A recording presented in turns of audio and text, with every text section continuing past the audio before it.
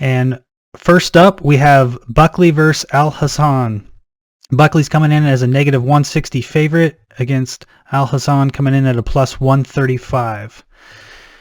I went back and looked at the last fight that Buckley had against Arroyo, and I really liked what I saw right off the bat with Buckley. He had high kicks, body combos, inside leg kicks, and jabs that he threw all within the first minute. So he had a very nice striking diversity right out of the gate, which I really like to see. I think that, showing lots of different looks to your opponent is going to throw them off. They're not going to know what to expect, so it causes some confusion, which is always good when you're striking, having a bit of an element of surprise, not being predictable. I really like seeing that in Buckley's last fight. His striking stance, though, I think could use some work. His shoulders are really square. He actually, when I started paying closer attention to it, it's kind of an odd stance. Very square shoulders, but his feet seem like they're placed correctly, more like a boxing stance. So normally when you see the really squared up shoulders, you'll see that a lot with wrestlers and grapplers, because that's the stance that the wrestlers have when they're going to take their shots. But for boxing, you definitely want to have more of the shoulders turned like this. One, so that you can use your shoulder to block the chin. And it's also what loads up your power hand. In his case is, I believe he was orthodox. So his right hand, his power hand, that's what's going to allow his power hand to unload, is having those shoulders turned. So I thought it was kind of a little bit of a strange stance when I started paying close attention. One thing about that particular stance, though, is he's definitely cocked and loaded for leg strikes, which he did throw some leg strikes, and he throws some very powerful leg strikes.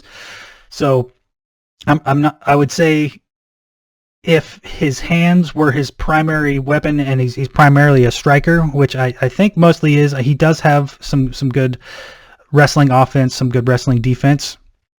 But that was one thing that I noticed in particular about Buckley, was that kind of strange stance. He has really good lateral movement, though, with his striking defense. So one thing we talk about a lot is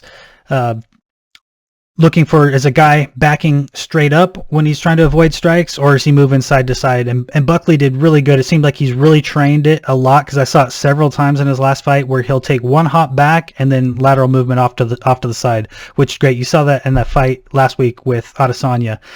Adesanya is the master of movement and footwork for sure when it comes to striking. And if you watch Adesanya, he's always doing lateral movement, very hard to hit. And I saw that with Buckley, so that really impressed me.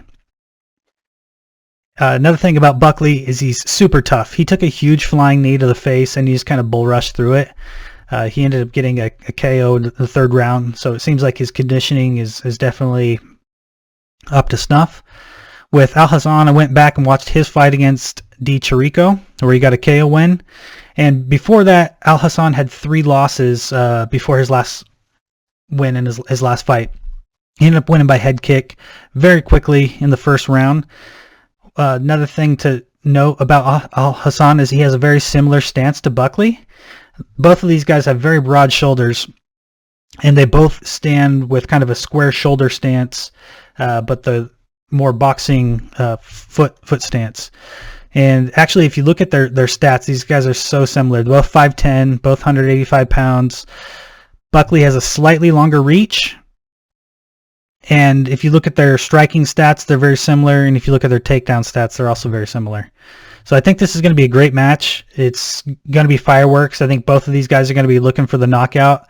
And Alhassan, in his last fight, in the post-fight talk that he gave, he said that his kid told him that he needs to stop losing and start winning. So he's got some family motivation. His family is watching him.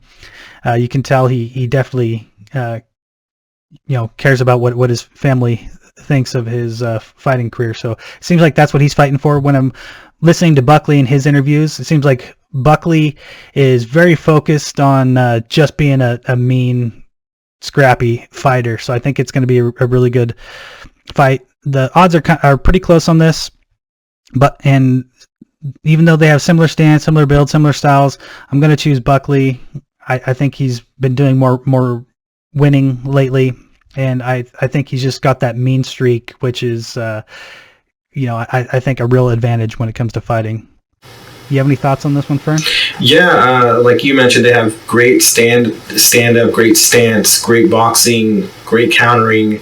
Buckley kind of does like the Philly shell, like using kind of or more like the shoulder roll, Mayweather style.